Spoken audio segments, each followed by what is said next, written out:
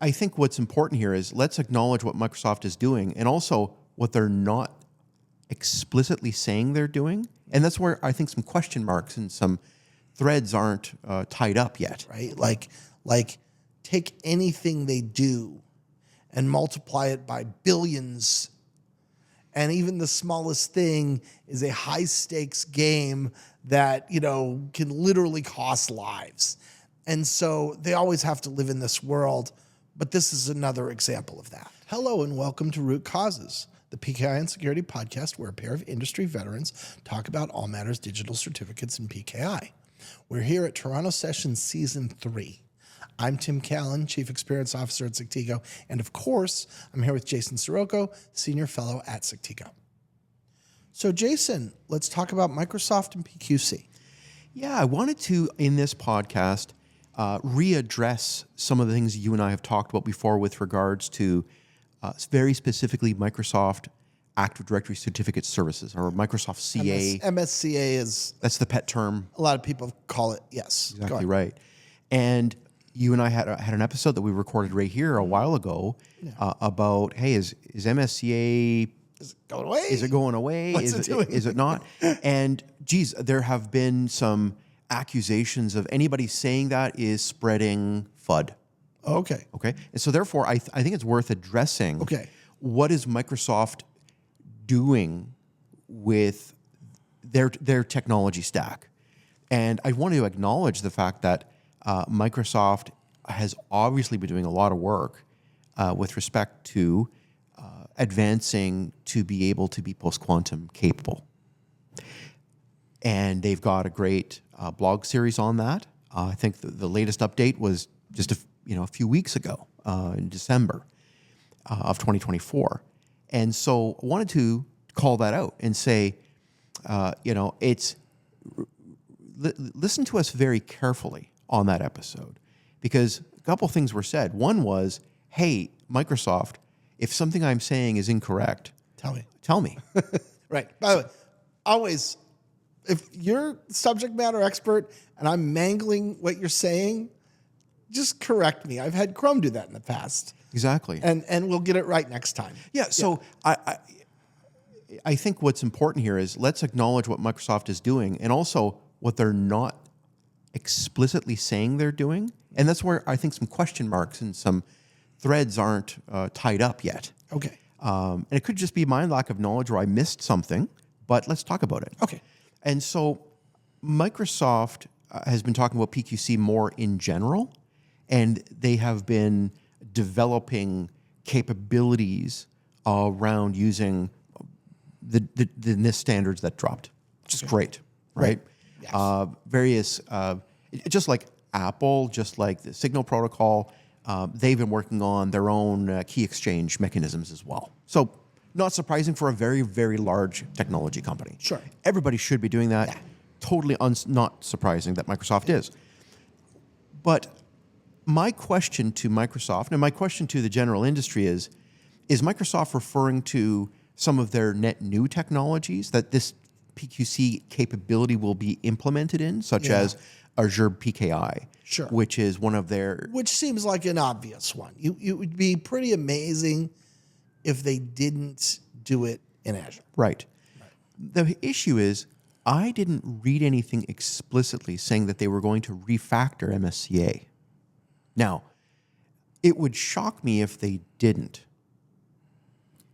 But it also wouldn't shock me if they didn't. So I just don't know the facts. Yeah. I don't know about MSCA and post-quantum capabilities. And even if they are, then the next question is very important is, on what timeline? Exactly, Tim. Exactly. And so, we've talked about this on our podcast, implementing PQC in the guts of a productized system is not really as easy as you think, because there's problems like the large signature problem, which is just issuance and how certificate signing requests, CSRs, work. Can't really work the same way in the future.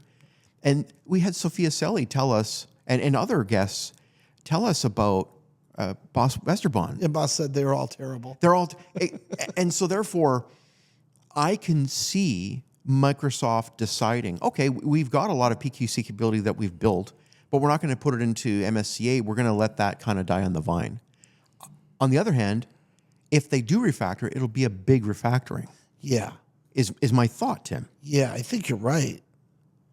And then you go, how's that going to fit? I mean, then there's a bunch of questions like, and if you're at Microsoft, and this is just, me speculating, but you've got to consider a lot of things. You've got to consider, what's the roadmap trade-off? What's the opportunity cost of this?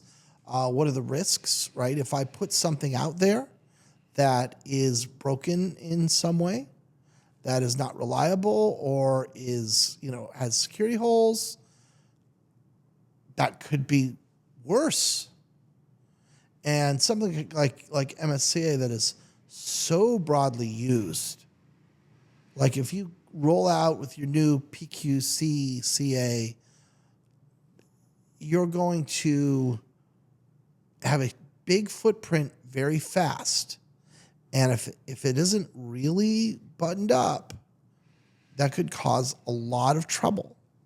100%. I mean, this is Microsoft's basic problem anyway, right? Like take anything they do and multiply it by billions, and even the smallest thing is a high stakes game that, can literally cost lives.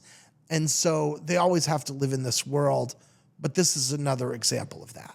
So Tim, okay, let's for the sake of argument say that Microsoft puts their new shiny PQC capabilities into MSCA. It doesn't fix the problems and the limitations that MSCA has around visibility to the certificates, Sure, as well as it being so ensconced inside of the Microsoft stack and was never really built from the beginning to handle non-domain attached devices, as Right. an example. Right. There's a major limitations to Microsoft CA. Like if you're in a purely domain attached world, I mean, especially the 1990s was an era where a lot of people were domain attached, even if you were remote, working through a VPN or something. You're typically attaching to a domain, but it's not the way almost anybody works anymore.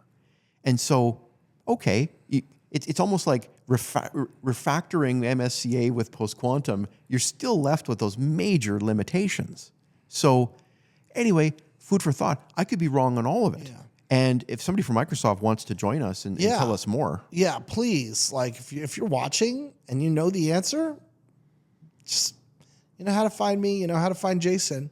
Reach out to one of us. Tell us offline and we'll report what you said, or come on the show and tell us in your own words. Like I think this is an important question to a lot of people, Jay, and it does seem to be pretty mysterious at the moment. I want to address, in a final point here on this podcast, why do we bring up MSCA fairly often? It is because you said it best. It's everywhere. Yeah. It's just so ubiquitous. And yes, we are employees of Sectigo. On this podcast, we're not trying to sell. And so when we get accused of, or even if it's just we brush up against somebody accusing us of FUD, it's like, no, please understand when we're trying to look at things very objectively, and we are CA agnostic, both public and private, as a company. Yeah. We're about certificate lifecycle management. Right. And therefore, MSCA, because it's in our customers' environments, and because it's in everybody's environments almost, it's worth us talking about and speculating about. And therefore, I would invite Microsoft to come on here and to tell us more, because it's good learning for all of us. So, Jay, in the absence of a PQC compatible, let's call it MSCA 2.0, if you are an IT shop that is using Active Directory certificate services today, what do you do? Do you need to get off it? Do you stick with it on a non-quantum safe level? Like, what should these people be thinking about as their path forward in the event that Microsoft doesn't provide them with a compatible product? I think that's a very important question. And thankfully, Tim, there are flexible options. And it has to do with the topic of PKI trust models. And we really should be doing a podcast about that alone. Yeah. Because we talk a lot about PKI and digital certificates, digital identities.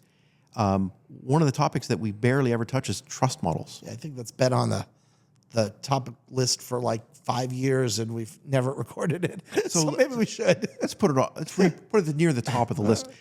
Trust models, in this case, is the answer, which is it really depends. I don't think there's one right way for anyone. There will be some organizations that really find themselves in a world where MSCA just doesn't work for them anymore, in the sense that most of their operation is not domain attached. And that could be a smaller organization or a new organization. Mm-hmm. And for those, I would say replacement is probably not a bad option, because replacement could get you get away from those limitations of having to be domain attached. It solves another problem for you. Exactly right. For some organizations, larger ones where there's a lot of domain attached devices, MSCA is running and doing exactly what it should. I would say for you, there's two things for you to do. One is, we have episodes in the past, Tim, and we'll probably flash the references here, but former episodes where, are you sure you have configured your MSCA to be secure? Because white hats have taught us it's nearly impossible to do so. Mm-hmm. Okay? Not my words. Those are the words of some very smart white hats. But to answer your question, there's a couple options. I don't think you have to rip and replace MSCA. I think that you can augment it with another private CA. Right. And there might be a couple reasons you want to do that. You might want to keep that root. Yeah. MSCA, you want to keep it as your root. Right. And therefore, if you want to do more modern use cases that MSCA cannot do alone, augmenting it with an issuing CA, a modern issuing CA that has been signed, that's a great route, because that's your first step towards phasing out what you're doing with MSCA or phasing in modern use cases. Fantastic. I think that's MSCA augmentation is something that is available to you, and it's due to the flexibility of a PKI trust model. Signing and issuing CA is part of a trust model. Mm-hmm. Okay. Another thing that I think is a consideration, Tim, is a lot of organizations have implemented MSCA without an HSM. Okay. Because for moderate size use cases, it just might not make sense to spend $30,000 to $50,000 and all the complexity that comes with an HSM. Therefore, looking at a hosted solution that has a multi-tenant HSM, a private CA, where the keys are basically generated in an offline route with an HSM that is multi-tenant, is a great way of dealing with the problem of security related to having keys generated in software. And therefore, there are reasons for some organizations to consider replacement or changing the trust model again. And one way that you and I have talked about as well, a third reason for augmentation is you could eventually just turn the MSCA into being a pure offline route. Therefore, it's not as painful as a full rip and replace, which can be quite difficult. But then it mitigates the risk of security because that offline route's doing so little. But ultimately providing that root of trust in a more secure way. So therefore, it depends on the trust model that makes sense for you. So those are all options, and each of them could be viable depending on your circumstances. I think every company is going to be different, and it's good to talk to your security vendors, your private CA vendors, about what's available to you. All right. But a lot more is available to you now than ever. one of the sayings you and I've had for years and years is, this ain't your grandpa's PKI. No, it is and the world has moved on. Yeah. There you go. All right, there you go. Thank you, Jay. Thank you. This has been Root Causes.